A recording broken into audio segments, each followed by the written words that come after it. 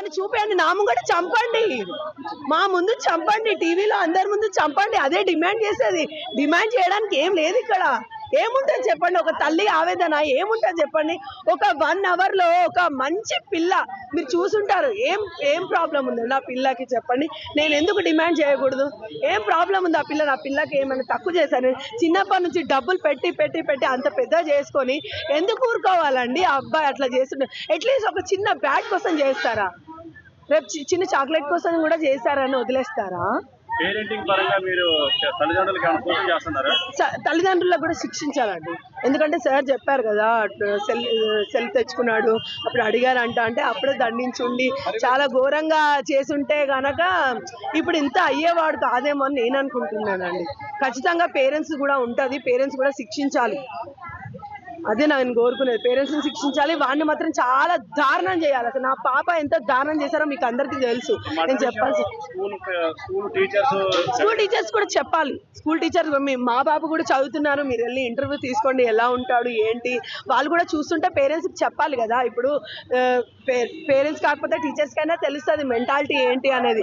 అబ్బాయి చదువుతున్నాడా వస్తున్నాడా లేదా అని తెలుస్తుంటుంది. సో పేరెంట్స్ అయినా ఇన్ఫార్మ్ చేయాలి కదా, చుట్టుపక్కల వాళ్ళకి కావచ్చు. కానీ పేరెంట్స్కి చెప్పుంటే వాళ్ళని దండించలేరా అని నేను క్వశ్చన్ చేస్తున్నానండి. ఒక యాజ్ ఏ పేరెంట్ గా నేను క్వశ్చన్ చేస్తున్నాను. అన్యాయానికి నేను ఒకటే కోరుకుంటున్నాను, ప్రభుత్వానికి నాకు ఖచ్చితంగా న్యాయం జరగాలి. కొందరు విచారణలో తెలుస్తుంది నాకు బ్యాట్ కోసం వచ్చి వెళ్ళిపోయాడు అని చెప్తున్నాడు.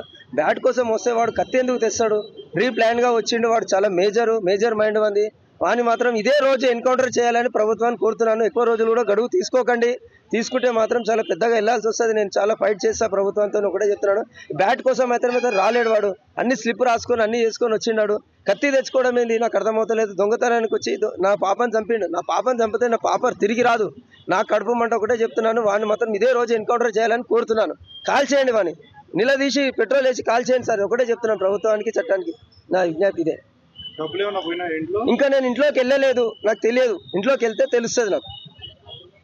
ఆడుకునేవాడు అంటే మా బాబు ఆడుకునేవాడు. మా పాపతో ఇప్పుడు మా పాప వెళ్ళది కిందనే ఆడుకుంటా. మా ఓనర్ వాళ్ళ పిల్లలతోనే ఆడుకుంటుంది మా పాప తప్ప వేరే వాళ్ళతో ఎక్కువ వెళ్ళది.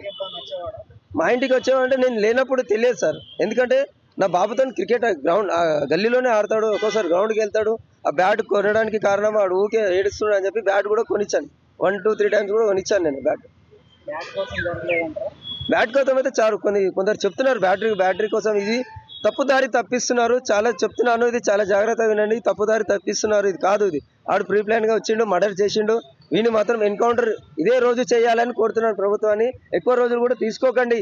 ఎక్కువ చిన్న మైనర్ అని చెప్తున్నారు. మైనర్ అయితే కాదు, వీడు చాలా పెద్దోడు. క్రిమినల్ మైండ్, చాలా పెద్ద క్రిమినల్ మైండ్. వీడు మాత్రం ఎవరు చేసిన అందరు షాకింగ్ లో ఉన్నారు. వీడిని మాత్రం చంపితేనే అందరు శాంతి ఉంటారు. నాకు కడుపుమంట ఒకటే, ఇదే రోజు చంపేయండి వాని.